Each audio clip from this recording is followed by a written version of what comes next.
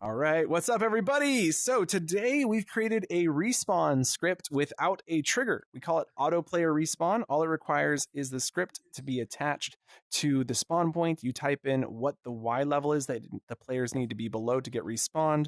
You'll notice down here that we have our bedrock layer, which if I go to attributes tab, you can see the position is at -30. I moved it down by 2 more. So if you are below the bedrock, you are in the respawn zone. So the way this works is when the world is entered by player, we add the player to the all plids script. It's late at night, guys. Variable list. It's a list variable. And then when the world is exited, we remove that player from the all plids list. So we keep an updated list of all the players in the world. When the world is started, we start by creating a loop. We send that after 10 seconds because theoretically nobody's jumped off in the first 10 seconds. Then when loop is received, we set iPlids to all plids. This is another list player variable, and that will be a copy that we can modify in our while loop. Our while loop is found at the top of the events tab right here. And we check first to see if the length of iPlids is greater than 0. You can find all of the list functions here at the bottom of the operators, so they're all right here. So we get length of list greater than 0, greater than symbols at the top of the operators. We set iPlid to be get item 0 from the iPlids list. So the first player we're going to work with is the player that's first in the world or first at the top of the list. We then say if that person's torso position, the Y of that torso is less than the Y below, we know we want to respawn them. You'll find player down below vector and color. There's position of player. Then we respawn iPlid to self, just like a normal respawn script. You'll find that under motion, player motion. Then we remove item at index 0 from the iPlids list, and we continue looping until we've gone through all the players. We then cancel sending event loop to self, send loop to self after 10 seconds, and send loop after 60 seconds. So this cancels both of the current loops and sends a new 2 loops. And the reason we send 2 loops is so that if for some reason Horizon drops this first one, we have a backup.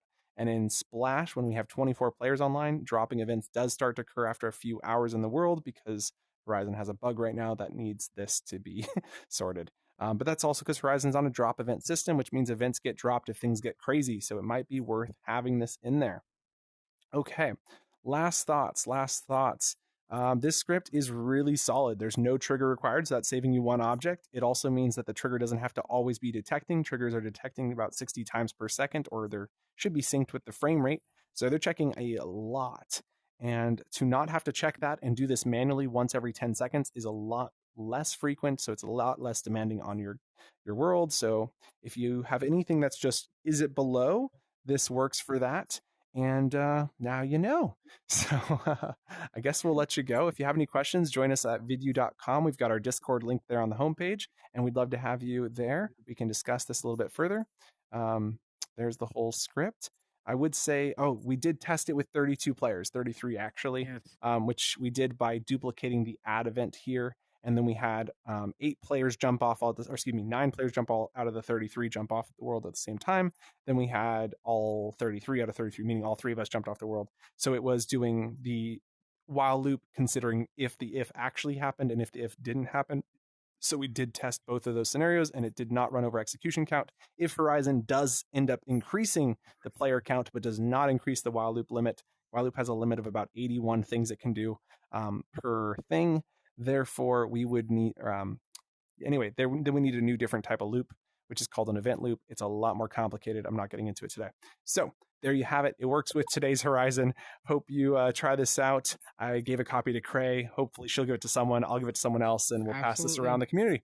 So for that, we'll see you in Horizon, see you in Splash, and just we're working on this world, which will be dropping soon. Say hi to Kat. Okay, bye. Bye. Bye.